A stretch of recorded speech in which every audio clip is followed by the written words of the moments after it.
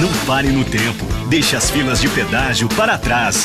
RecPay Tag para pedágio. Baixe o app e peça a sua.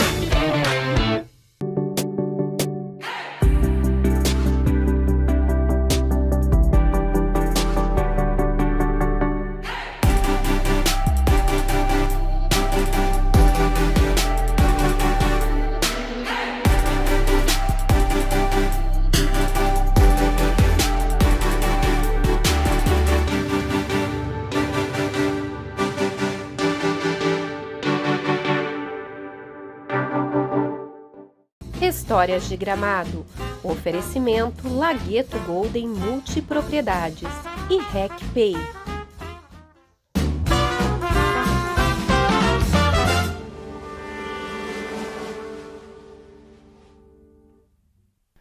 Boa noite a todos. Estamos iniciando mais um episódio de Histórias de Gramado, patrocínio da RecPay e Golden Lagueto Multipropriedades. Hoje recebendo nosso amigo Marcos Lovato, né, o Marcão, que é conhecido por todos aí, uma pessoa que tem uma história muito bacana de vida, pessoa que veio lá do interior aí, e hoje, além de ter sido vereador, também tem uma atividade muito grande ainda, principalmente ligada à agricultura, né, Marcão? É um prazer te receber. Boa tarde a todos, o prazer é todo meu, obrigado Luia, pelo convite aí.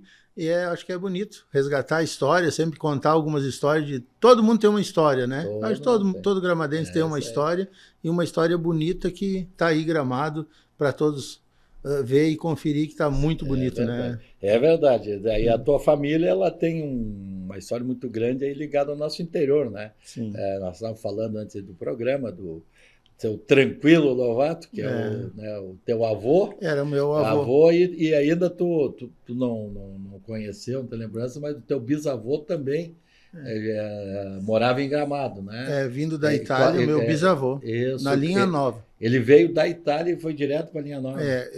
Morávamos lá. Quando Gramado ainda era lá, né? Sim, a sede do distrito era lá. E tu lembra o nome dele? Não me lembro do nome dele, só do meu avô. Meu avô era que tranquilo. foi no início do século, né? No início do século. Isso aí. E o teu avô morava na Furna? Não, Linha Nova. O meu bisavô morou na Furna. Depois, quando faleceu, o meu bisavô, que meu pai contava, quando morreu meu bisavô, que era o avô do meu pai, a minha bisavó resolveu separar as terras. Ali onde tem a sociedade, a Linha Nova, hoje, onde tem vários ali que o meu pai me contava, daí ficou separado. Cada um pegou uma partilha de terra. E aonde o meu avô, o Quilo Lovato, Tranquilo Lovato, pai do meu pai, vendeu ali e foi para Pedra Branca da Linha Furna. Ah, certo. Porque o seu Tranquilo Lovato é uma pessoa muito conhecida, teu avô.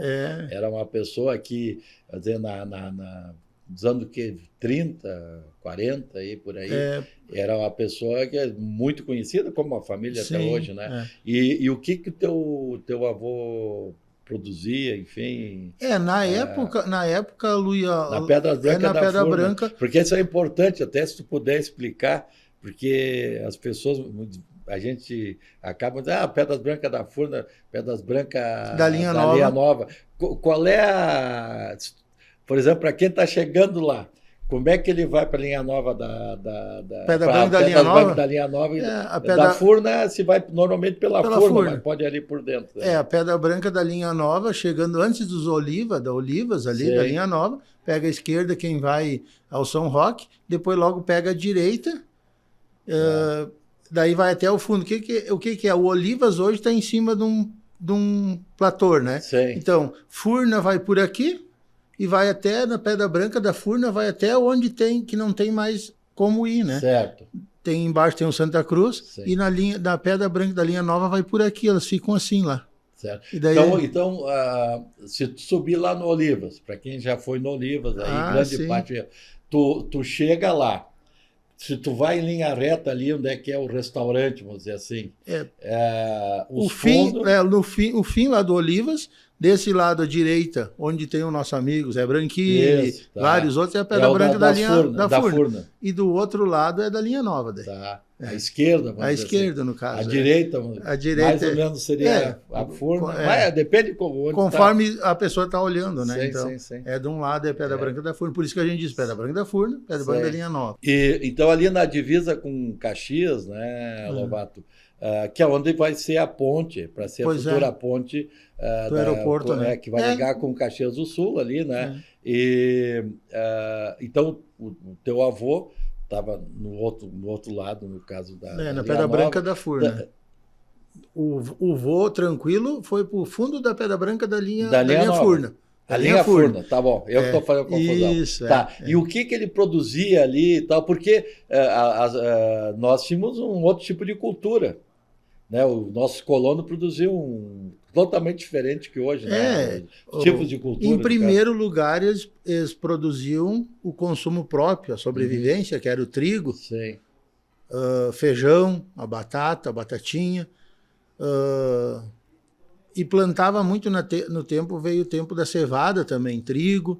Eu me lembro quando eu descia com um leiteiro, com meu falecido pai, eu estava te contando antes, ali na encruzilhada da Furna, do Arroio Forquilha, lugar alto, a gente olhava toda a Pedra Branca, Furna, era tudo roça. Não tinha verde que nem tem hoje. Hoje tem muito mais verde do que tinha antigamente. Né? Muito mais verde. Era só roça. Pode pedir para os mais antigos que tem aí, era tudo roça. Não tinha. E eles tinham que derrubar, na época eles derrubavam para plantar, que era sobrevivência.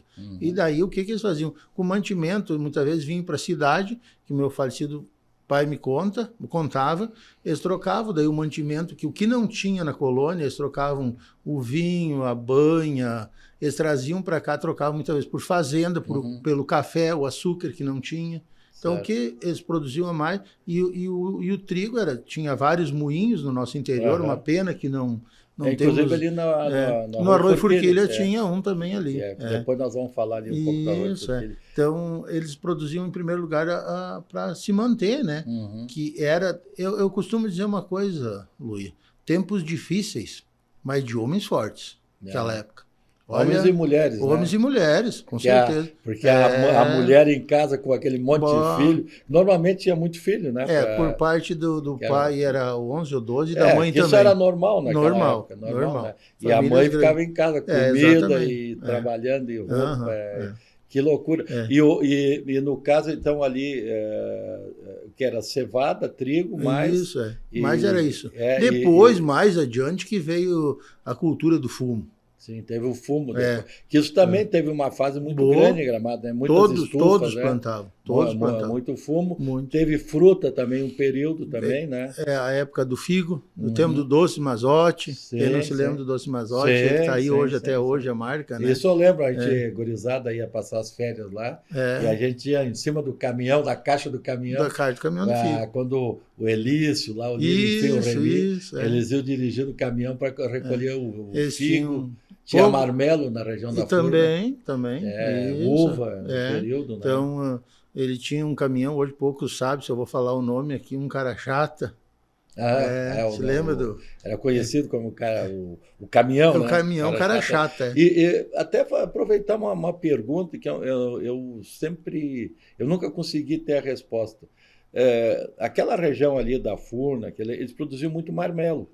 Tinha marmelo também. E não sabe por que quase não tem terminou. Mais. Pois mas não sabe. É ruim de produzir, não valia a pena o custo. Isso que nós falamos. Eles produziam marmelo porque tinha aonde se colocar, que era o doce mazote. Né? Bastante, né? Era por isso. E por isso, então... Então, hoje o marmelo, eu gosto muito de fazer doce, sabe? Que assim, a chimia, agora está chegando a época da chimia do figo, que todo mundo faz aí, e o marmelo é um doce, dá bastante trabalho, mas é um doce dos melhores que tem, né? Só que é difícil, eu digo... E nós falamos só da parte do teu pai, mas a tua mãe também é de uma família super tradicional, né? Estopassola. E ela era nasceu ali, se criou o meu avô, por parte, Vitório Estopassola, eles, pelo que eu sei, que me contam, ele começou, acho que ali no Morredondo.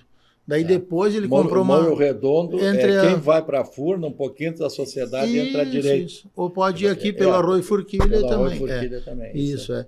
E ele tinha uma propriedade no Morro Redondo, depois comprou lá no fundo da Lagiano. Lá eu nasci. Sim. É. Pois é. Lá daí, ele criou 12 filhos lá. 12 filhos. É. E ele também vivia da roça. Da também, roça também, da depois roça. que vieram para a cidade. Muito difícil lá, olha, se eu falar assim, Luia tá lá ainda, tu conhece o tio Vitório que está aí? Uhum. Um abraço, Sim, se ele me vê por aí, amigo, meu Vitório. padrinho, Vitório. Gosto muito dele. Então assim, ó, tá lá ainda hoje, eles tinham que amontoar as pedras com as mãos Pois para é. conseguir plantar, que era só pedra. Eu lembro que quando a gente para a colônia, na época do trigo ali e tal, Sim. tinha as trilhadeiras. As trilhas dele. Mas como é que eles conseguiam plantar naqueles morros, no meio das pedras? E como é que eles colhiam? Era manual? O que era mais coletivo. Que a trilhadeira, de novo, para quem sabe, era o pessoal colhia o trigo, enfim, outro produto. Batia o grão, no caso. E levava lá para o espaço, que vinha essa máquina que batia, separava o grão. O grão da palha. Isso e depois, isso aí. posteriormente, ia para o moinho, fazer exatamente. a farinha. Tá, mas como é que era o que eles faziam? Conseguiu produzir nesses lugares? É que tinha muito o coletivo das famílias. Eles se ajudavam. Então, assim, na época da colheita, porque tinha muitos lugares, hoje eu tenho um carinho especial para uma pessoa que tu sabe, já também teve lá, almoçou lá, o seu Alcindão, ele conta também muito, lugares que a trilhadeira era puxada muitas vezes com 2, 3 juntas de boi. Era uma máquina muito pesada. Sim. O que eles faziam? Eles colhiam, empilhavam o trigo, eles botavam uma madeira assim, empilhavam e tapavam com folha de macega. Não existia lona naquela época, plástica, facilidade que nem hoje. Quando todo mundo colhia, daí eles passavam de propriedade em propriedade. Daí cada família iam se ajudando. Ainda quem tem uma trilhadeira escondida lá é o Rama. Tem. Guardada, escondida. Guardada. Rama lá, né? Isso. Então eles se ajudavam na época da colheita. Entendeu? Então era uma época bacana. A minha mãe sempre, e o meu pai dizia, luxo não tinha, mas fartura tinha. Sim. Comida, o pessoal carne, tinha, né? banho. Era, nem falou, o pessoal produzia para sobrevivência. Então, E tu nasceu então na Lagiana. Na Lagiana. Lagiana também, sempre a gente vai explicando, né? Então tu desce ali na linha 15 em direção ao Arroio Forquilha, lá embaixo. Vai em direção a Caxias do Sul, a ponte do Raposa, falar da ponte do... Só que lá embaixo ele pega a direita que vai sair no Caracol. Exatamente, a Lagiana vai em direção ao Caracol, né? Tu nasceu naquela região. Até hoje, aquela região, Lovato, ela tem ainda uma fauna muito grande. Pô, que até hoje tem o macaco prego ainda por lá. Tem bastante o bugio. Na tua infância, tu convivia, como é que era assim? Porque ali tinha pouco morador, como até hoje tem pouco, né? Mas já tem bem mais. Como é que era o dia a dia de uma criança, do adolescente, no meio do nada, no bom sentido? Eu vim para a cidade com meus pais, eu tinha, eu não vou dizer certo, não quero mentir, mas praticamente 12 anos. Mas até lá... Na época... como eu falei, as crianças eram levadas dentro de um balaio, de um cestão, nos cavalos, quem não sabe, ia dentro para a roça e o pai botava nós numa sombra, e lá nós ficávamos e eles iam trabalhar na roça, perto, onde eles viam nós. Claro. Essa era a infância. Brinquedos, no caso, eu conto até hoje para o meu filho, para minha filha, era o carretel de madeira da linha que a mãe costurava, e com elástico a gente fazia um carrinho. É isso aí, lembro disso aí. Eu gostaria de achar um carretel daqueles de fazer um troço daquele. Esse era simples, mas era um... Era o brinquedo. Era o mas assim, Lovato, tipo, tu lembra de chegar perto da tua casa ou na roça, algum animal, algum sim. bicho, que tipo, assim, qual é a espécie, vamos dizer assim, de animal? Luia, a minha infância, lembra, na colônia, claro, eu tive mais contato com a colônia na minha infância, depois praticamente de me lembrar quando eu vim para a cidade, que daí eu ia junto com meu falecido pai, com leiteiro, na Furna, na mãe do meu pai, na avó Elisa Lovato. Pois é. Lá que eu tenho uma convivência com tudo, assim, ó, sabe? Que o dia a dia da roça, o levantar cedo, o ir tratar os bichos, depois eles iam para a roça. Claro, eu ficava junto mais com a minha avó. Antes tu estava comentando, antes do programa, da tua tia, né? Da Elisa, né? É da avó Elisa. Avó Elisa. Avó Elisa Lovato. Da avó Elisa. Tá, e como é que era o dia a dia ali? Porque tu comentou a casa, assim, até é bacana tu contar ali do fogão no meio da sala, os bancos ao redor. Como é que era a casa ali para receber a casa família? da avó Elisa e do meu avô Tranquilo Lovato. Tanto é que eu levo o segundo nome, Luiz, tu sabe disso, do meu falecido avô. Marcos Tranquilo. Marcos Tranquilo Lovato. Era uma casa bem do lado do cemitério da Furna, do lado esquerdo, que é em sentido a Pedra Branca da Furna, tinha um casarão era grande o casarão. Embaixo tinha as pipas de vinho, muito grande. E todo o entorno, a metade da casa, uma lateral toda, e à frente tinha aquela área de madeira grande, sabe? A varanda. A varanda, que eles chamavam. Logo do lado tinha o tanque com a água. O tanque superior era para tomar água e daqui vinha para o tanque mais baixo, aonde se lavava a roupa. Em cima era da água, embaixo era da... Então, essa é a lembrança muito boa que eu tenho da minha avó e dos meus tios, dos meus primos, que eu passei lá. Era uma infância, assim, tu passava... Quando tinha que vir para a escola, tu já não gostava nem de vir, porque lá era... como é que eu vou dizer? Era... Da saudade. Da saudade. Da saudade.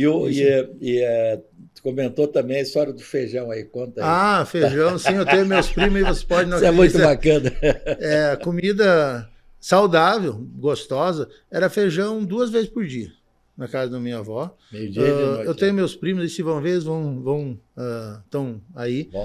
Vão lembrar.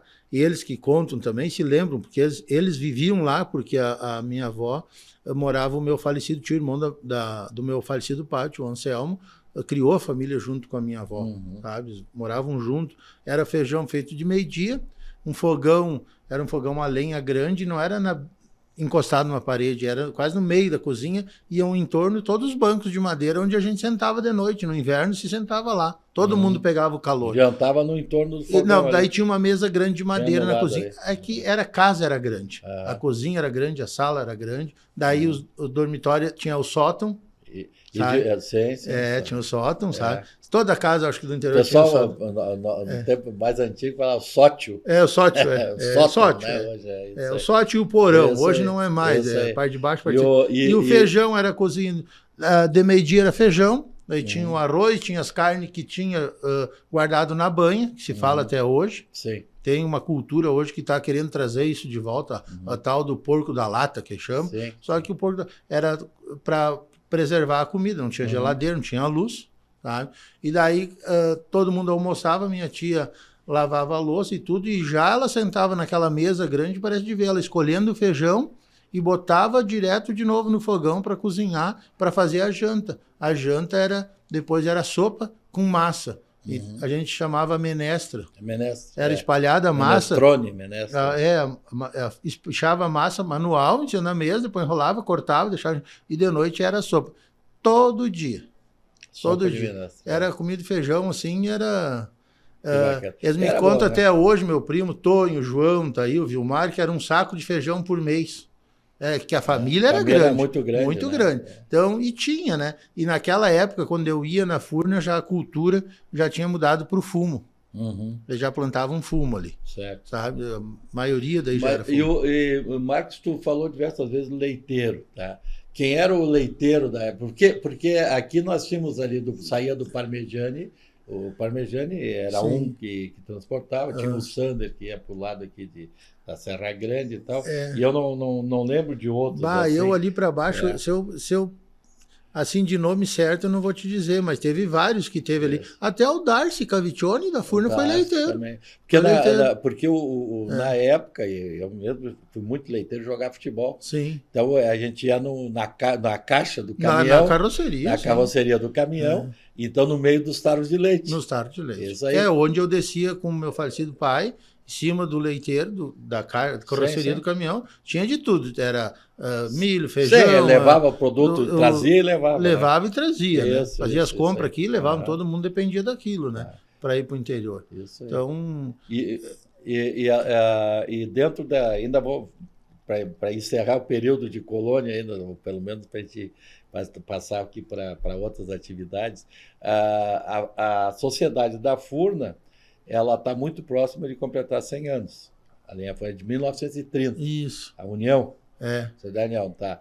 E ali na região da Lajana, Forquilha, teve alguma sociedade? Tinha armazém, né? Tinha um armazém onde até vários, até um padrinho meu, o falecido tio Marino Calgaro, foi ali, bem na ponte do Arroio Forquilha ali teve. Ele tinha ali, e ali tinha uma escola, uma brizoleta Tinha, também. mas vou te contar nessa brizoleta aí, para te ter ideia, não vou te dar o número. A brizoleta é aquela que está no Centro de Cultura agora. Isso, é. Isso aí. Então, assim, ó, lá do fundo da Lajana até ali no Arroio Forquilha, segundo me conta, olha só como era forte aquela colônia. Eram 46 ou 48, não vou dizer certo, alunos que vinham de lá ali.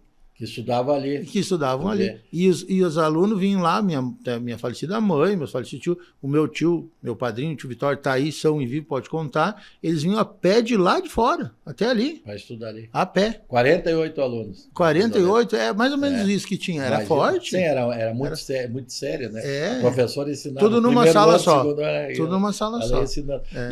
E ali na Furna, então, ali nunca teve escola na Furna. Teve escola? teve. É, aonde Eu não sabia. foi na sua gestão passada, na primeira gestão sua e do Nestor, era a escola que a avó Elisa... Mas aonde que era a escola? Aonde é a casa... A capela mortuária. Ali era a escola. Certo. Ali quem realmente não quem doou lembrava. foi a minha avó, a avó Elisa. Ali. Certo. E daí, eu não lembrava, não. Isso, daí... eles tinham uma capela mortuária que era embaixo da igreja. Todo mundo era muito úmido, sabe? Então ali eles entraram num contexto, meus parentes e tudo, e resolveram deixar, como a avó Elisa cedeu para a escola, ficou então a capela, que ficou ótimo, né? Ali era a escola. Ali era a escola. E na sociedade, quando é que tu começou a frequentar? Tu lembra das festas, quando tu era criança, baile? Eu comecei a frequentar lá, daí agora tu vai te lembrar dos Balzarete. Quando o meu falecido pai, que Deus o tem, ele passava a mão na minha cabeça e dizia assim, olha, te comporte que depois eu vou te pagar uma gasosada. Uma gasosa. Poucos mais antigos vão lembrar, né, Lu? A Balzarete, eles... Eu não sei no início, mas pelo menos no final, era aqui na Nelson de Inibir, que a gente fala até hoje lá na Brahma. Ali o depósito que o Danilo tinha, até pouco tempo que está ali o prédio. A laranjada, a gasosada. Então, desde esse tempo... Era uma garrafinha pequena. Desde esse tempo que eu frequentava lá. Então, assim, aquela sociedade, se fosse fazer um livro... Olha, uma história, pelo amor. 93 anos. Meu falecido avô, tanto por parte de pai e mãe, os dois, vô Vitório e o vô Tranquilo, ajudaram os sócios fundadores daquela sociedade. E te lembra onde é que era a igreja da Furna antes de ser lá? Não te lembra? Não lembro. Bem na frente do Darcy Caviccione. Coisa mais linda que era de madeira. Seria um pouco antes da sociedade. Antes da sociedade, bem na frente. E eu participava, na época não tinha... missa todo dia, que nem tem hoje, lá todo fim de semana. Né? Então eles rezavam o terço fim de semana. E eu, para mim, aquilo, cara, eu andava. Qual é o piá da colônia que não tinha o estilingue, a fundo? Nós chamava fundo. E daí, quando eu ia lá para minha avó, eu gostava de dar as pelotadas por lá, sabe? Então, daí, no domingo, tinha o terço. Daí, tinha que ir lá rezar o terço. Era a igreja da frente do Darcy. Uma igreja muito bonita. A hora que tu vê o Darcy Caviccione, tu pede para ele a decoração, tudo de madeira. Não sabia. Muito bonita. História, viu? E eu realmente, agora estou ainda tentando lembrar da escola lá, que eu não lembro. Mas, Lovato, aqui em Gramado, Marcão, tu chegou a estudar aqui em eu estudei. Qual é o colégio? Eu estudei aqui no tempo do Colégio das Freiras ainda, onde é o cenecista, hoje. É o Santa Terezinha, acho que era na época. São Pedro, Santa Terezinha. Que era das Freiras. Mas onde é que é o cenecista hoje? Isso, eu fui matricular o meu filho hoje, já formado, ali. as escadarias, Luia, é o mesmo azulejo, mesma Da época. da época. Eu disse pro meu guri, eu digo, voltei uns 30 anos atrás, tia. Mesma coisa ainda, dentro. Que legal. E daí depois eu terminei, não terminei estudo, fui trabalhar depois. Sim. Daí eu estudei mais um pouco lá na floresta depois. No Ramos Pacheco. Isso, Pra acertar. Ali foi o segundo grau. Isso. Porque o segundo grau é em escola ou particular ou estadual, né? Isso, não tem, no município não sim. tem. E Marcão, tu tá uma vida toda trabalhando na prefeitura, né? É uma boa parte. A vida toda é Portugal. Mas antes disso, tu me contou que tu trabalhou com o Diniba, fazendo cerâmica. Mas como é que, um abraço aí como pro é que foi esse Diniba. período? O Diniba, um grande cara, Sim. cara que participou Grande, da FEARTE, se lembra? O Diniba é realmente um talento. Um talento. Ele trabalhava em cerâmica, e daí nós morávamos, depois eu morava com o falecido pai e a mãe, na Borda, até onde hoje ficou ali a propriedade deles, e era muito próximo, e daí eu fui trabalhar com ele. Onde é que era? Onde é hoje, onde ele mora hoje. Ali, quase em frente ao Bar do Osmar. Do lado do Hotel Querência. Bem do lado do hotel, da entrada do Hotel Querência. Que era do seu Dinibir, que era o vô dele. O Amadeu, Clodoveu Amadeu. Não me lembro do vô dele. Desculpe se eu errar o nome. Na frente, Luia, tinha o... Em frente ao Roloff, praticamente. Como é que era o nome? Não me lembro mais. Ele era o porteiro da escola aqui. Ele morava na frente do Dini. Seu Hugo. Você lembra do seu Hugo? Lembro. Então, assim, eu sou dessa época. E ali tinha... Eu não me lembro. E daí, nós chegamos a morar, onde é o Roloff hoje, tinha um casarão grande de madeira. Tinha 4 famílias morando ali naquele casarão. Bem onde é o Roloff.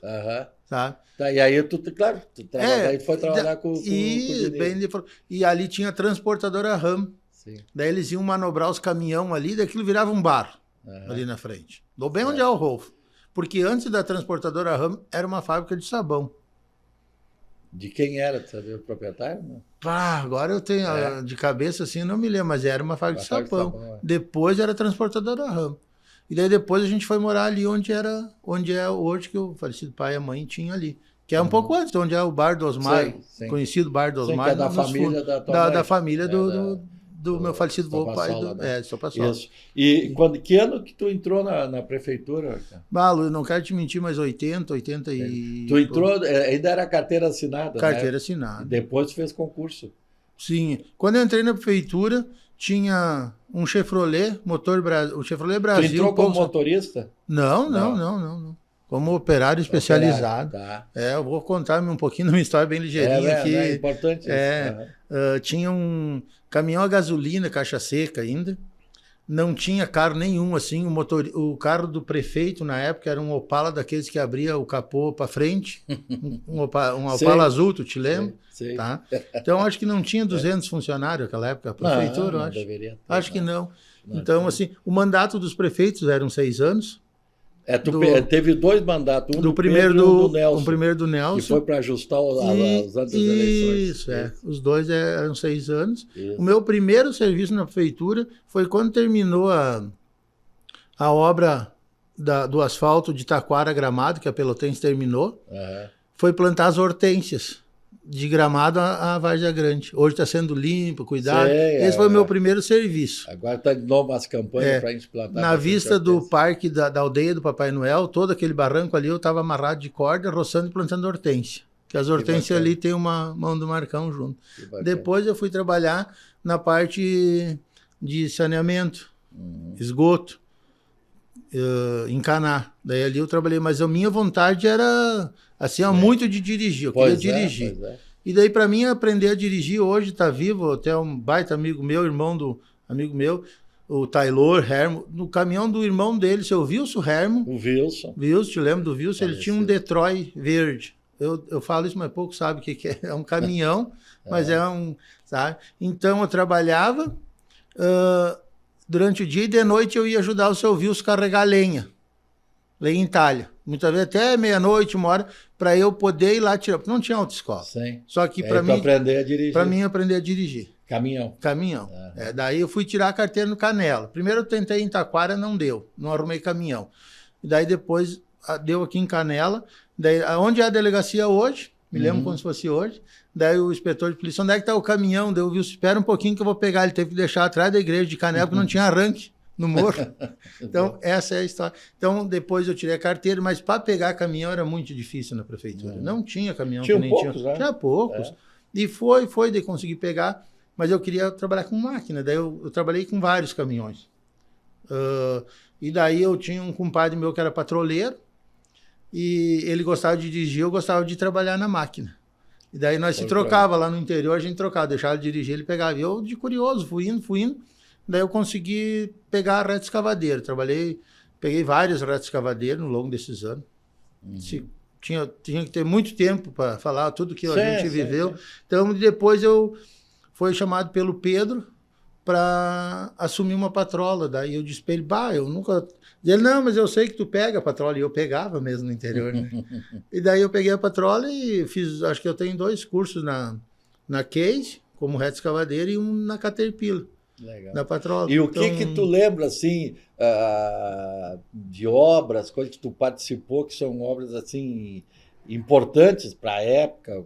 Porque tu trabalhou muito no interior aqui na cidade, porque a cidade também tinha... Olha, Luiz, não tinha tanto asfalto, eu né? acho que as obras, todas elas são... Todas são importantes, mas aquelas mas que o que marcaram... marca e o que, assim, como, por exemplo, as populares. Comecei desde o começo, eu ajudei tanto lá na Várzea, as populares de baixo. Da Praça da Miss. Da Miss e do Alto da Aviação Ferro. Desde o primeiro palmo que foi aberto, eu ajudei a abrir. Isso, assim, é fantástico. Na época, as pessoas faziam mutirão, tu te lembra? A felicidade, a alegria das pessoas ir lá e construir. A Vila do Sol, eu ajudei desde o começo também, desde a colocação de água também, que era um sonho. Tudo era por conquista, sabe? Sim. Então, eu acho que por isso que Gramado é assim, sabe? Então, não, isso não tem dúvida. E tu comentou que na Borges também tu trabalhou bastante. Na revitalização da Borges, eu trabalhei com a patrola também. Era na frente do cinema. Era no cinema e ali a região do... Lá na frente do Nacional, da rodoviária. Eu ajudei a desmanchar onde era a estação ferroviária, sabe? Para fazer a rodoviária que é hoje. Certo. Tinha pedras lá de obras, lá que eu não sei como é que os caras antigamente colocaram aquelas pedras, onde foi levado tudo por lá onde é o Pirinão, que era a nossa garagem lá. Sim. Mas na época os caminhãozinhos eram todos aqueles Chevroletzinhos, não tinha essa... Reta escavadeira, muitas vezes tu tinha que ir com o guarda-chuva na frente, porque não tinha essa tecnologia, essa modernidade que tem hoje, graças a Deus temos, e oferecer esse conforto para todos os operadores e motoristas. Mudou muito, né? Mudou bastante, mudou para melhor. Então, assim, as populares da Moura também... Então, assim, para te ter ideia, nós começávamos a patrolar logo depois do Rio-Sul. Sentido a linha nova, sentido Furno. Não tinha asfalto, então... Isso aí. Marcão, nós vamos ter que atropelar, porque tá boa a história. Também tu, na área política, vereador, né? Tu concorreu quantas vezes? 3 vezes. 3 vezes. Tu tá no terceiro, também nessa legislatura tu assumiu. Sim, também eu fiquei até a metade do ano passado. Tu assumiu também, né? E como é que tu entrou na política? Como é que foi a tua... porque tu te elegeu na primeira vez. Sim. Que ano foi isso? Em 2012. 2012. Um convite... do Nestor e teu. Sim, foi o primeiro mandato, foi o segundo... a reeleição do Nestor. Reeleição do Nestor. Onde eu sou eternamente grato por várias pessoas, quem me deu serviço na gestão do Pedro, na gestão do Nestor e tua, e aonde tu como vice, o Nestor me convidou para ser encarregado na época. E eu até não ia... foi secretário depois, mas no caso ali para... para concorrer, primeiro eu me elegi como encarregado do interior. Sei. Eu não ia aceitar. Eu quero deixar um abraço aqui, se ele me ver, que eu não ia aceitar, eu não queria, eu tinha medo. Deus, eu nunca imaginei, nem sonhava. Eu até não tinha tanto contato com o Nestor, porque ele foi 2 vezes vice do Pedro, desculpe, mas eu não tinha assim tanto contato. E na época ele me chamou, disse, não, tu vai ser meu encarregado de pá, e eu não ia aceitar. E quem me assim dizia, Marcão, se tu não aceitar, vou ficar bravo contigo. Se chama Remy Arnold. Grande abraço ao Remy Arnold. Baita. Eu vou trazer o Remy aqui. Isso, tem muita história. Esse também tem história, um cara assim, Então, disse, Marcão, tu vai pegar sim, cara. Então, agradecer ele também. E o Nestor convidou. E daí eu fiz esse trabalho de encarregado no interior. E o Nestor disse, Marcão, vai concorrer? Tu tá louco? Não tem, não, tu vai concorrer. E graças a Deus, estamos aí e sempre tentando fazer o melhor, né, Lu? Tu assumiu um período como secretário da Agricultura também. Sim, eu fiquei acho que quase 3 anos lá. Isso.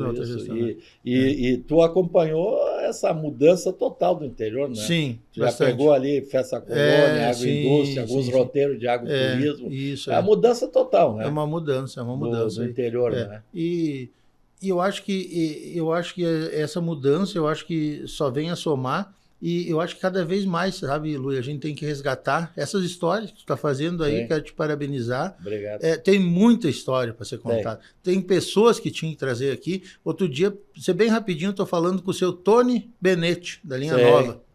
Tá? Um abraço para ele. Sentado na varanda. Ele quase chorou quando eu disse para ele que eu trabalhei aqui, onde era o Super César. Que é hoje... Era o Bisol na época, era o Moinho Bisol. Ali fomos... E agora é a Casa do Chocolate. O seu falecido Vili só tinha uma rede escavadeira na prefeitura. E nós fomos abrir ali para fazer uma canalização ali, foi achado xaxim. Então, esse Tony Benetti me dizia, Marcão, dá vontade de chorar, porque ele vinha com o pai dele, com as mulas, trazer o mantimento para o trem. E ali tinha um banhado. E eles tinham que desatrelar as mulas, deixar a carreta... Atrás do Super César foi autorizado a canalizar há menos de 10 anos. Isso. Então eles tinham que desatrelar a carreta, deixar ali, pegar as carretas e vir aqui na recosta, aqui onde é do Dr. Uli, eles cortavam um xaxim, levavam um xaxim ali e faziam uma cama para a carreta poder passar. Então olha a dificuldade que era. Que bacana. Então... Isso eu contando lá, mas não duvido, ele quase chorou, ele, Marcão, eu ia... E olha, o seu Tony deve estar com 90 anos, acho. Próximo. O próximo, sabe? Então, isso é tudo histórias que muitas vezes fica no esquecimento e é bom lembrar. Não, né? é muito importante. Por isso que hoje quem vai para o interior não consegue imaginar trigo, cevada, trilhadeira. Hoje, se contar... Não consegue, né? Hoje nós temos, vou te falar assim por alto, não quero errar, mas 80% mais verde do que nós... Você que tinha na época, sim. né? Beleza. Marcos, a gente aqui passou rapidamente aí pelo nosso interior, cidade, e é inegável que Gramado mudou totalmente tal, dos anos 50, 60, 70 e tal. O que tu imagina assim do Gramado daqui para frente, próximos anos, 5, 10 anos, assim, nesse ritmo, assim? Do nosso interior? O interior, cidade, assim, como um todo. O Gramado eu acho que o crescimento é inevitável.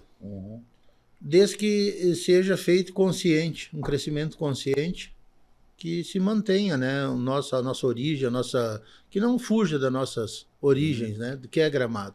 Eu acho que eu estava vindo agora pela Borges, tu te encanta porque tu não consegue caminhar.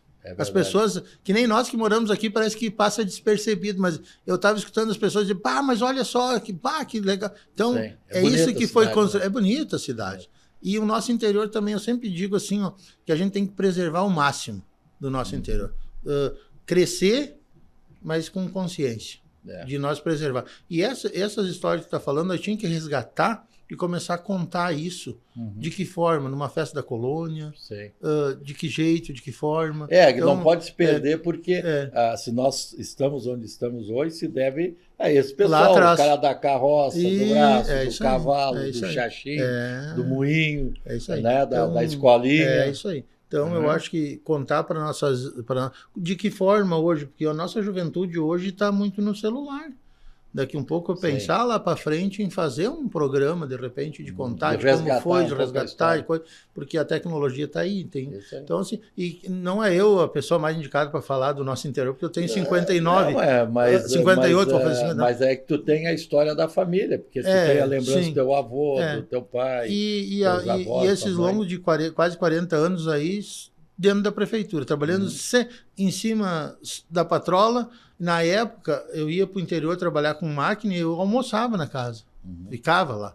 Então, e tinha menos... Hoje já nosso interior cresceu, desenvolveu Sim. Tá bom de E hoje interior. também tá fácil tu ir, Sim, voltar, deslocar, tem né? o nosso asfalto. Hoje já então, tem, assim, ó, claro, ainda nós temos um pouco de deficiência em termos de água, né? Que, É. se Deus quiser, vai tomara a chegar. Deus que. Mas parte de energia está tudo Tá tranquilo. tudo tranquilo. Então, Beleza. Marcão, queria te agradecer demais aí Rapaz. a tua presença, dizer que a gente fica feliz aí em resgatar mais um pedaço da história. Com certeza, muita coisa que tu falou hoje aí era totalmente desconhecido pelo pessoal. Deixar um abraço para os amigos, para os teus amigos, para os nossos amigos, né? Obrigado. Agradecer o patrocínio da RecPay e Golden Lagueto Multipropriedades. Desejar um bom final de noite para todo mundo e até quinta que vem com mais um episódio de Histórias de Gramado. Boa noite a todos. Histórias de Gramado. Oferecimento Lagueto Golden Multipropriedades e RecPay.